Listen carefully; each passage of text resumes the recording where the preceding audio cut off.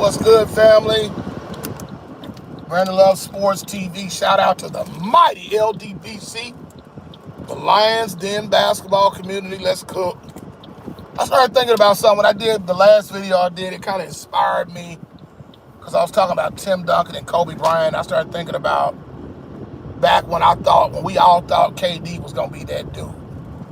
When we all thought Kevin Durant was going to be one of the greatest basketball players this game has ever seen.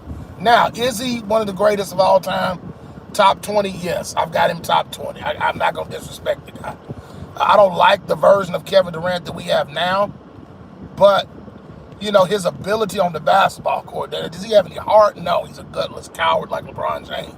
But we got to give him credit for what he's done, what he's accomplished in his career.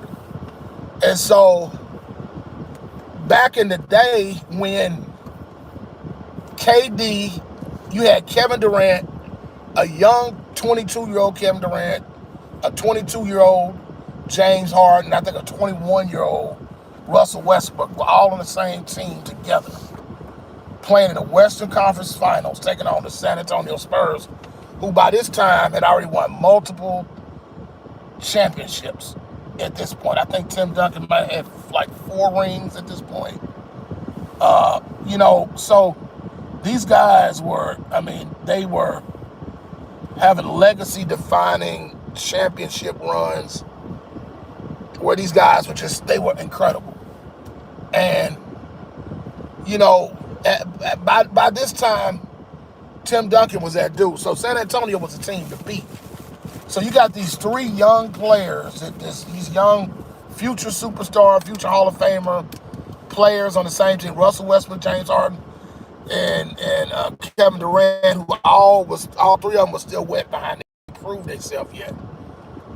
And they just on sheer drive and heart went out there and decimated the San Antonio Spurs.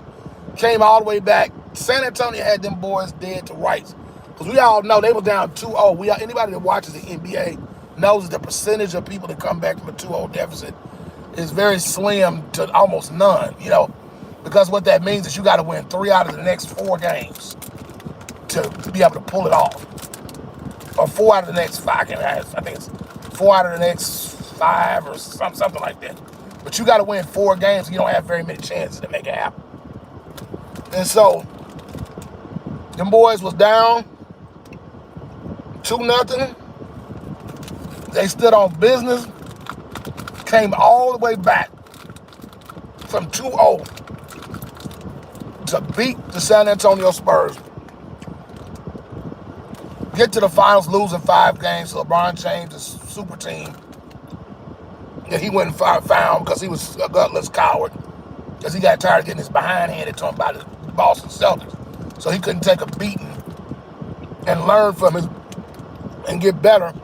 So he went crying, "NBA ain't gonna play with D-Wade." Well, LeBron James knew that was the only chance he was going to have of winning a championship. He had to go form a super team. But before Kevin Durant became the clown that he is now, following the footsteps of LeBron, that was the "no, you the MVP" Kevin Durant, that version. The Kevin Durant that we all love. He told his mama, "You know you the real MVP." Just imagine if those 3 guys that stayed together, how many championships they probably would have won. Egos killed teams. Like I talked about in my last video, Shaq and Kobe. Egos couldn't win. They could have won way more championships than they did, but at some point you gotta put your ego to the side. Sometimes it's about money too. Let's just be honest.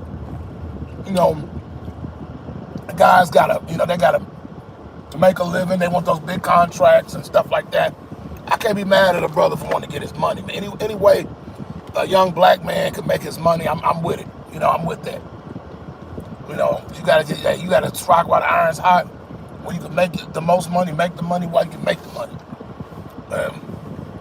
I can't be mad at him for that. But Oh man, just how many more championships those guys, how many, they didn't win any, but how many they could have won. And unfortunately, Russell Westbrook and James Harden, I could care less about him. But the only one out of those three I still respect to this day is Russell Westbrook, because I can't stand James Harden and don't like Kevin Durant. Those just, but that was when those guys were standing on business, and they upset the San Antonio Spurs just on sheer will. And man, that's, boy, I sure wish that version of Kevin Durant would have stayed in the league, and he would be heralded right now in Oklahoma City if he'd have stayed on business, stayed with his team, and try to get some get back on Golden State instead of trying to join them. But that's neither here nor there. That's what happened. That's my story, and I'm sticking to it. Brandon Love Sports TV. I'm out. Peace. Like, share, subscribe, and please donate to the channel.